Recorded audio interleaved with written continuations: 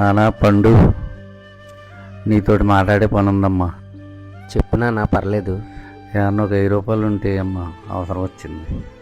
అదేంటి నాన్న అలా అడుగుతావు? ఎప్పుడు అలా అడగనానా? ఏదన్నా ఉంటే చెప్పు, పర్లేదు. ఏమనుకోకమ్మా, అవసరం అయ్యో, వచ్చింది. ఏమనుకున్నాను. ఏమనుకోకు. ఆగండి. ఏంటి? ఏంటి మీ నాన్నకు డబ్బులు ఇచ్చినట్టున్నారు? అవును, ఇచ్చాను. ఇచ్చే ముందు చెప్పాల్సిన పని లేదా నాకు? ఏమన్నా? ఇచ్చినప్పుడు నాకు చెప్పాల్సిన పని లేదా? ఎందుకు ఇచ్చానా? ఇప్పుడు నువ్వు తింటున్న తిండి, నేను కట్టుకునే బట్ట, నేను చేస్తున్న ఉద్యోగం, ఇవన్నీ మా నాన్న పెట్టిన భిక్ష. మా నాన్నే గనక నన్ను సక్రమంగా పెంచకపోతే నేను ఇప్పుడు ఈ పొజిషన్లో ఉండను.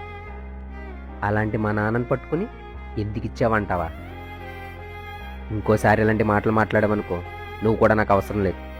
నచ్చపోతే దుబ్బేయి, నాకు మా నాన్న ఎక్కువ. ఏంటమ్మాయ్యా అంత డల్గా ఉన్నావు? ఏం లేదురా, ఈరోజు నేను వస్తున్నప్పుడు మా నాన్న నన్ను డబ్బులు అడిగాడు. మా నాన్న ఎప్పుడు నన్ను అలా అడగడు, ఎప్పుడు మా నాన్నే నా జేబులో డబ్బులు ఎట్టేవాడు. అలా అడిగాడంటే నేనేమన్నా సరిగ్గా చూసుకోవట్లేదా అనిపిస్తుందిరా. తల్లిదండ్రులకి మనమే కదరా అడగకుండా చూసుకోవాలి. అదే దాంచి మనసులో పీకేస్తుందిరా, ఏం చేయాలో అర్థం కావట్లేదు. తల్లి తండ్రికి ఏ కష్టం రానివ్వకుండా చూసుకునేవాడే నిజమైన మగాడు. అది గుర్తుపెట్టుకో మిత్రమా.